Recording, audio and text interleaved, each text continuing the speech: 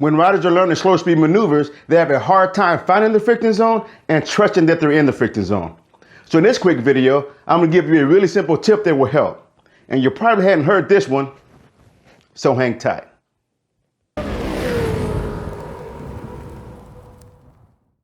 Hey guys, I'm Paul the Motor Guy, and welcome to my channel, where I pass on riding tips, practice drills, and defensive riding strategies. Now, I'm a rider coach, a motorcycle sergeant, and owner and instructor at ProRider Central Texas, where we teach police riding skills to civilian riders. Now, before I talk about the tip, let me lay some foundation. Now, if you watch any YouTube channel that talks about slow speed maneuvers, they will all say to be in the friction zone whenever you're doing slow speed maneuvers such as U-turns.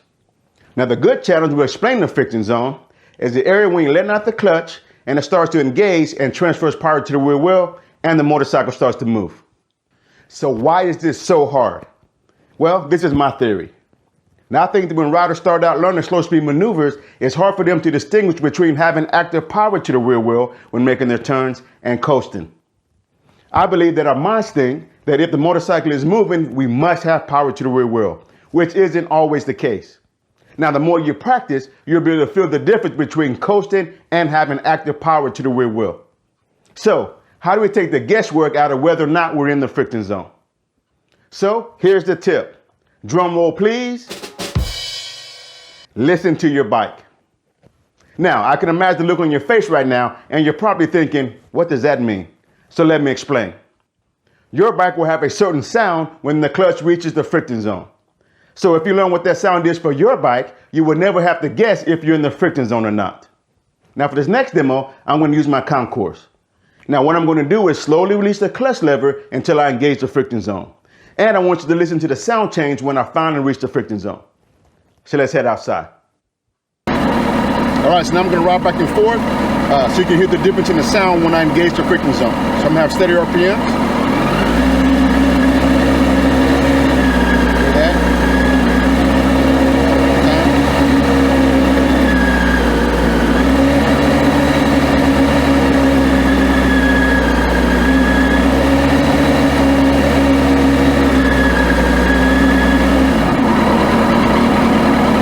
In this next video, I'm going to ride a couple of figure eights so you can hear the sound while I'm actually riding in exercise.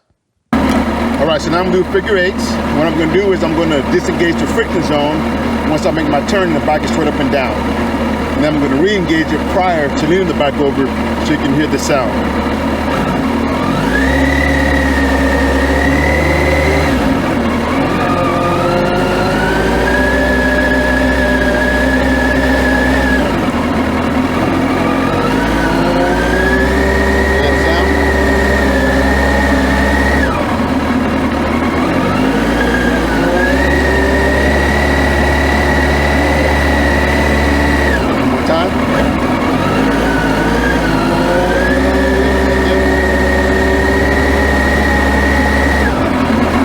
Now, you can talk to many motor officers and good civilian riders, and they will tell you all kinds of different techniques they use.